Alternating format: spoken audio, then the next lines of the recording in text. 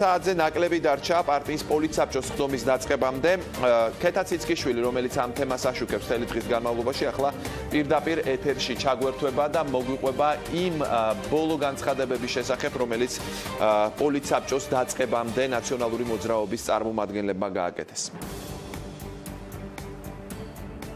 ნაციონალური მოძრაობის პოლიტსაბჭოს ხდომა რამდენიმე წუთში დაიწყება. აქ უკვე მოვიდნენ პარტიის ლიდერები და ასევე ნაციონალური მოძრაობის სხვა წევრები. ჩვენ პოლიტსაბჭოს ხდომის დღის წესრიგთან დაკავშირებით ვკითხეთ მათ და როგორც ისინი აცხადებენ, დღევანდელ დღის წესრიგში არ დგას გიგი უგულავას წერილის განხილვა, თუმცა ამასთანავე ისინი აცხადებენ, რომ პოლიტსაბჭოს ხდომა ამ წერილზე მსჯელობის გარეშე არ ჩაივლის. პარტიაში ორად იყოფა აზრი ასევე ახალი თავმჯდომარის არჩევასთან დაკავშირებით. პარტიის წევრთა ნაწილი ფიქრობთ, რომ იმ რეალობაში, როდესაც მიხეილ სააკაშვილი უკვე 1 წელია ფორმალურად ვეღარ იკავებს თავმჯდომარის თანამდებობას, რადგან მას არ აქვს საქართველოს მოქალაქეობა, აუცილებლად უნდა დადგეს საკითხი თავმჯდომარის არჩევისა და ასევე უნდა აირჩიონ და იმსჯელონ პოლიტსაბჭოზე სხვა ლიდერების არჩევასთან დაკავშირებითაც. ასე ვრცელდება ინფორმაცია და დღეს ნაციონალური მოძრაობის წევრები აქტიურად საუბრობდნენ იმაზე, რომ შესაძლოა პარტიის თავმჯდომარის თანამდებობაზე დავით ბაქრაძის კანდიდატურა განიხილონ. ჩვენ ამ თემასთან დაკავშირებით ვცადეთ გვეკითხა დავით ბაქრაძისთვის, თუმცა მან კომენტარის გაკეთება არ ისურვა და განაცხადა, რომ პოლიტსაბჭოს დასრულების შემდეგ ის უფრო ვრცელ განმარტებებს გააკეთებს. თავარი საკითხები, რომელიც განიხილება, ეს არის ორგანიზაციული საკითხები, როგორ უნდა გააგრძელოს პარტიამ ბრძოლა, როგორ უნდა გააგრძელოს პარტიამ მუშაობა. დიდი მადლობა, დანარჩენი მე. პარტიას რო ჭირდება არა ციხეში მჯდომი და არა დევნილობაში მჯდომი, ფუნქციონირებადი კონკრეტული ადამიანები, რომლებიც მართავენ სიტუაციას, ეს ცხადია.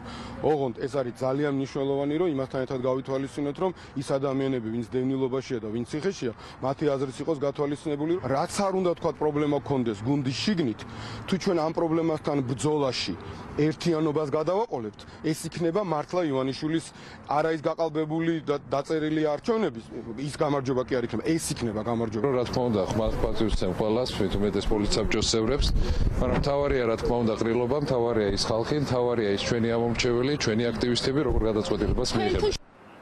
რაც შეეხება ნაციონალური მოძრაობის წევრთა მეორე ნაწილს. მაგალითად, აკაკი მინაშვილი და ნუგზარ ციკლაური, ეს ორი ადამიანი იმ 9 ნაციონალური მოძრაობის წევრს შორისაა, რომელმაც წინა პოლიტსაბჭოზე მიხეილ სააკაშვილის აზრი გაიზიარა და მეორე ტურში მონაწილეობას და ასევე პარლამენტში შესვლას მხარი არ დაუჭირა. დღეს ისინი აცხადებენ, რომ არ ეთანხმებიან გიგი უგულავას მოსაზრებას ახალი თავმჯდომარის არჩევასთან დაკავშირებით და ფიქრობენ, რომ მათი ლიდერი და პარტიის თავმჯდომარე ფორმალურად თუ არაფორმალურად არის მიხეილ სააკაშვილი და ნაციონალურ მოძრაობას არ სჭირდება ახალი თავმჯდომარის არჩევა. ჩემი პოზიცია რომ პარტიას ახალი თავმჯდომარე არ უნდა გყავდეს და უნდა დარჩეს სტატუს კო რაც დღეს არის, ეს სიმბოლურად კიდევ ერთხელ აღნიშნა იმისა, რომ მიხეილ სააკაშვილი არის ნაციონალური მოძრაობის ლიდერი და ჩვენ არ ვემორჩილებთ იმ კანონდარღვევას, რომელიც განახორციელა იუსტიციის სამინისტრო ივანიშვილს მას ჩამოართვა მოქალაქეობა. შესაძლოა დავით ბაქრაძის კანდიდატურა იყოს, მაგრამ ასევე მაქვს ინფორმაცია, კიდევ შეიძლება იყოს სხვა კანდიდატურები. ნებისმიერ შემთხვევაში უნდა იყოს ძალიან ფართო წარმომადგენლობითი ყრილობა, არავითარ შემთხვევაში მხარს არ დაუჭერო. ეს იყოს რამდენიმე ასეულკაციანი თავყრილობა, ჩვენ უნდა ჩავხტოთ ძალიან ფართო ფენები ჩვენი პარტიის ამ გადაწყვეტილების მიღებაში. როგორც გითხარით, პოლიტსაბჭოს დღევანდელ დღის წესრიგში არ დგას გიგი უგულავას წერილის განხილვა, თუმცა პარტიის წევრები აცხადებენ, რომ დღეს იმსჯელებენ ყრილობის თარიღზე და იმაზე სჭირდება თუ არა ნაციონალურ მოძრაობას ახალი თავმჯდომარე და სხვა ახალი ლიდერები.